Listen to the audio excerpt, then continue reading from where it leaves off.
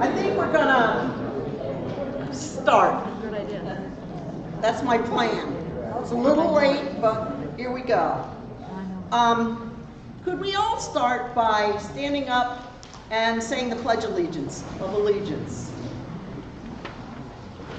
I pledge allegiance to the flag of the United States of America and to the republic for which it stands, one nation, under God, indivisible, with liberty and justice for all. Thank you. I see I'm doing opening remarks here, and I'm completely unprepared as usual. We did have some press.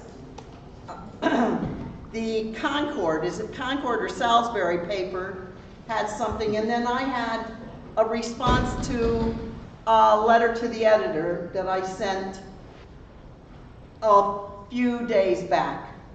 And I suggested that since Richard Hudson couldn't be bothered to even answer us, even though we asked him back in March, and then 5 times between March and May 10th, to tell us whether he would participate in the town hall, and we gave him the option of structuring it the way he wanted to so that he didn't have to have screaming crowds around him, but that was not good enough. And then I read in the paper on May 17th where he was quoted as saying that he didn't do town halls, that all he found when he did the one that he ever did was that there were a bunch of Republican and Democratic activists.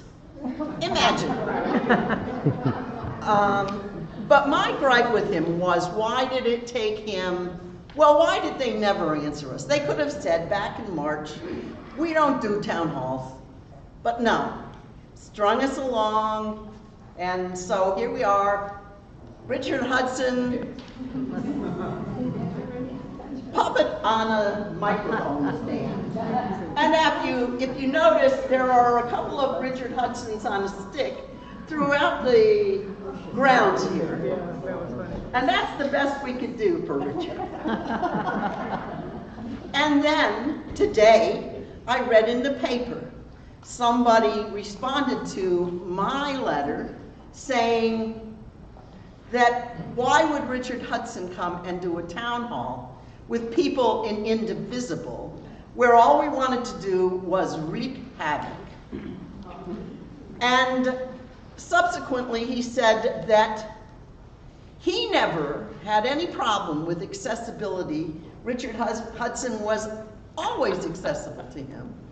And then he signed his name, so-and-so, chairman of the Republican Party in Moore County. Well, imagine. He has no problem with accessibility, but we do. And that's not what I think democracy is all about. I think we all have something to say, and that our elected officials should respond to that.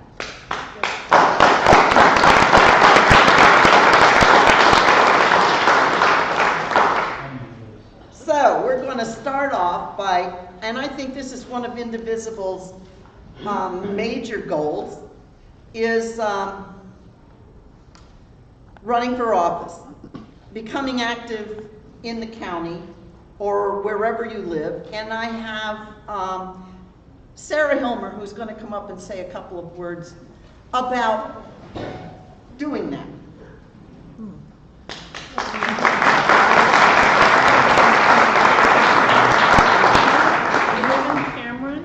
Which is a tiny town. I don't know how many of you are familiar with it, but my husband and I moved there 4 years ago this summer from New York City.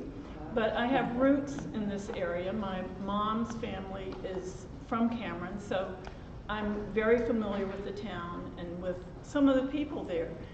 So when we moved, I'm the kind of person that starts noticing things that need to be done, either need or want to be done. So the first thing I did was I said, we need to drop something. I was thinking New Year's Eve. So we started this dewberry drop in this beautiful park that the town has. And on New Year's Eve, we drop a dewberry, and I became known as, not by my name, but as the Dewberry Lady. And so the next thing I started to do was to work for the park committee, and they put me on as the chair of it.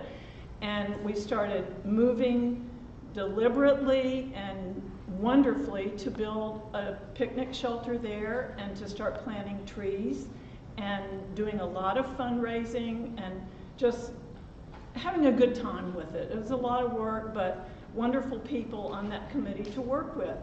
And then I started volunteering in the school, helping in a first grade class with first grade kids with their writing program, and just kind of enjoying giving to the community and making it a better place. So along comes a vacancy on the town council for a 2-year unexpired term, and truthfully, I don't know why I did it, but I filed to run. Just thinking that, well, actually I do know why I did it. I started going to the town meetings as part of the park committee to present things that we wanted, and I realized that maybe it would be a good idea if somebody on this park committee had a vote on the town council. So that's what I did. I got a vote. And I continue to work with the park committee, with my school volunteerism, and I continue to look for things that I and others believe could change to make Cameron an even better place to live. And so I will definitely run again for town council, if not for the mayor, which there's an opening for that now.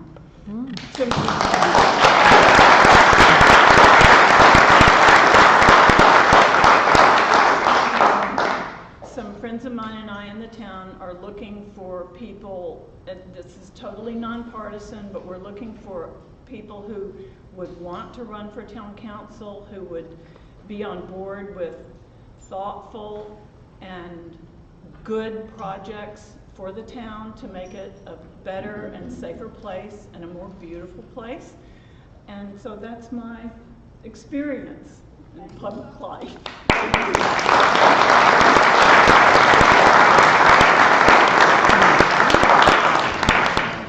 And Kim Geddes is going to speak now briefly about why we were able to convince her to maybe run for something.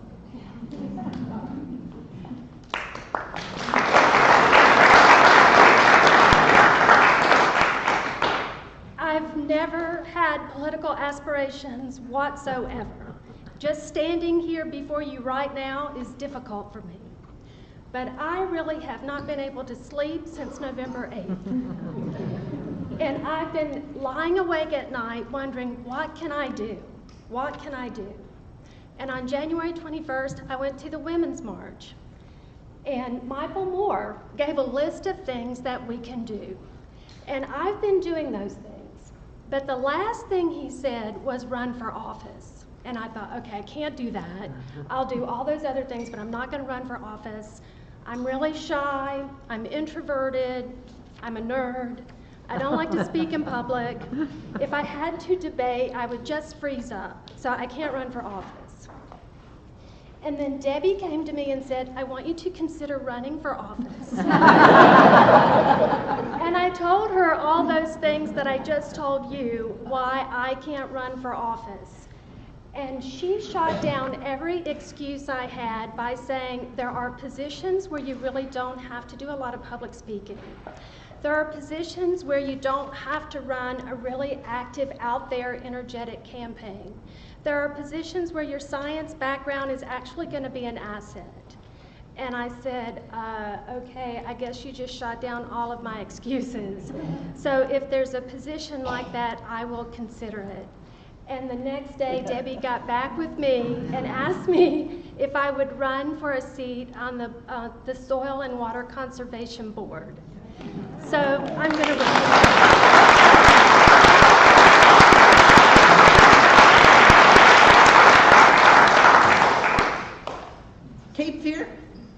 Is that you?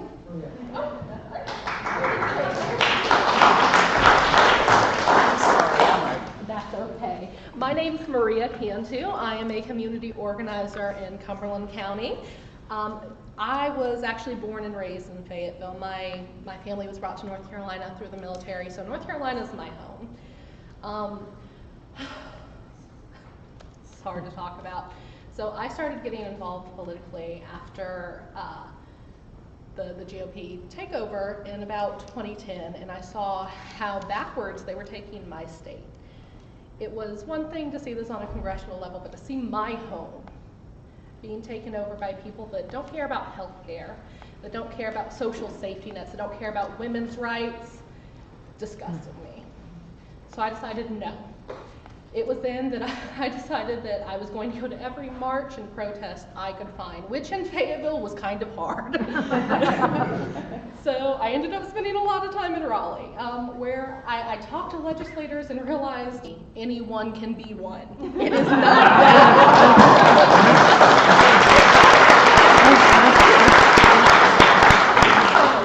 it's as I like to say, democracy is not a spectator sport. It is so important to actually make sure that your voice is heard, whether that's knocking doors for candidates that believe what you believe and have your values and your interest at heart and will take those to DC or to Raleigh, or whether it's running yourself and deciding that you are going to fight for members of your community.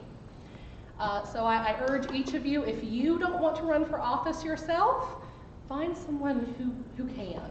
Support them in your communities, whether it's your mayor, your city council members, or your state senators, your state representatives, and definitely on a congressional level. So please keep it in mind. It's, as our last speaker said, anyone can really run, like I said. So thank you all, and please consider it. If you have any questions, there are plenty of organizations that will help train you. So just an added bonus. Thank you.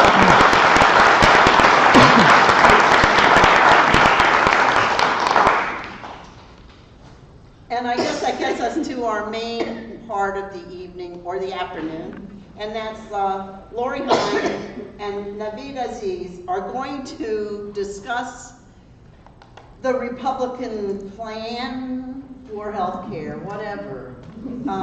So thank you.